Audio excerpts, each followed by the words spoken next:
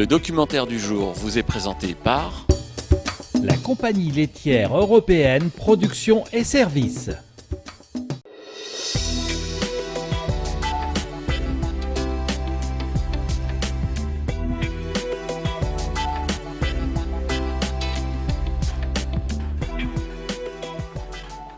En tant qu'agriculteur, c'est vrai que le développement durable, pour nous, oui, c'est une chose importante. C'est toujours intéressant de produire plus en respectant l'environnement. Ça, c'est un atout quand même qu'apparemment, on va pouvoir travailler. Premier diagnostic qui a été fait, on s'est aperçu que notre production d'herbe n'était pas intéressante, était quand même assez faible. Ça fait 2 ans qu'on tourne avec les paddocks maintenant. Et depuis qu'on fait ça, on s'est aperçu qu'on arrive à sortir 4 à 6 hectares tous les ans.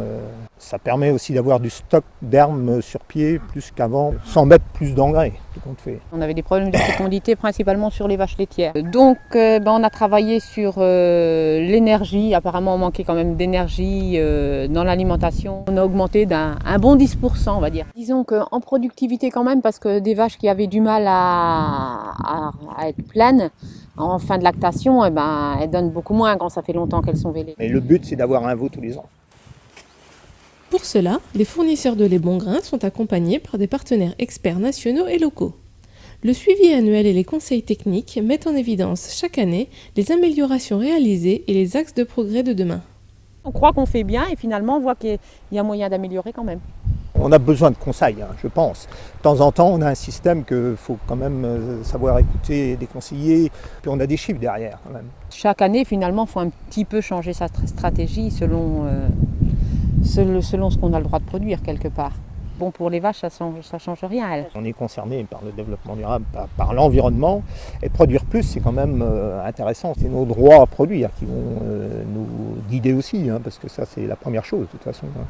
Si on peut produire, on va pouvoir toujours essayer d'intensifier, s'il faut produire, d'intensifier, mais en rentrant dans le système durable avec des conseils qui nous orientent dans le durable. Je pense quand même que ça va être produire plus de protéines, peut-être un petit peu quand même. Oui, la suite malgré tout. T'as raison. Pendant ce temps, à 70 km, suite au diagnostic bilan carbone, la plupart des points étaient déjà maîtrisés et il nous fallait surtout maîtriser la ration hivernale.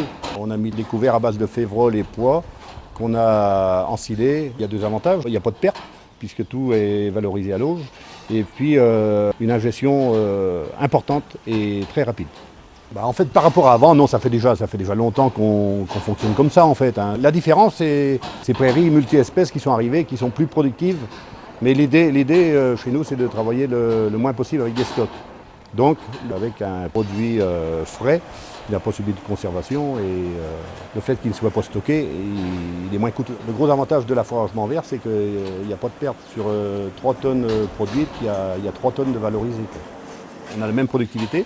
C'est un argument qui est intéressant et qui nous encourage à continuer dans cette démarche.